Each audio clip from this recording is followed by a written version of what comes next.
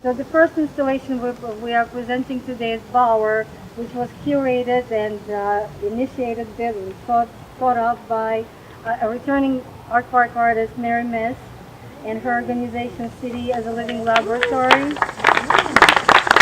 her executive director, Olivia Georgia, who was the heart and soul and bones behind this project, and our amazing artist, Driscoll, who comes all the way from Brooklyn, especially to meet us today, and Joyce Wang from Buffalo, and Matthew Hume.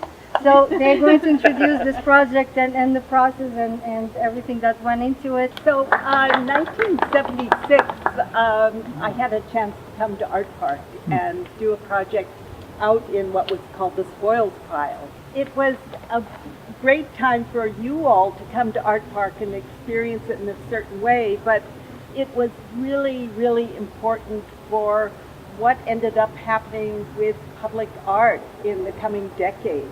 It would really be great if Artpark could come into existence again as a test ground, but now it's a different kind of test ground, because with those investigations that were done in the 70s and early 80s, you know, we've come to the point where many artists are very interested in the environment, in social issues within communities, and I thought, what if Artpark could become like a laboratory? So we're really excited about this. We think that we'd like you to all kind of join us in trying to imagine what this place could be again.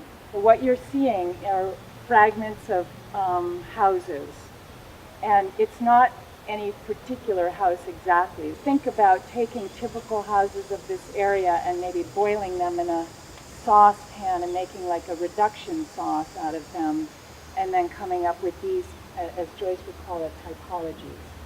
And that's why what we hope to achieve is that these feel familiar. Like, you know these places. Most of you probably, when you're thinking about architecture, you think about it as, something for human beings. But given, but if you think about like the way cities work and the kinds of occupants in buildings, animals are very much part of the equation as well. And then my real work came with the 4 windows. They act a little bit almost like veils or screens. The dot pattern is something called a bird strike pattern that is supposed to prevent birds from flying into the windows. Birds see very differently than us in some sense. They don't see clear glass. They oftentimes when a bird is flying toward clear glass, you just won't see it and it'll crash into it. There are 7 different types of nesting boxes above, and you'll also notice that they're facing in different directions, different heights. They have different openings based on the species. Obviously, they're not going to all attract birds all at once, but we're hoping that just by providing a kind of habitat condition for certain types of species here, that this project will start to attract birds from this area. And the birds in the windows, we were told by our Audubon experts, are top species that prefer man-made houses to anything they produce themselves in the woods. So this is really a project that I think has to do with adaptation, about the intersections of man and nature.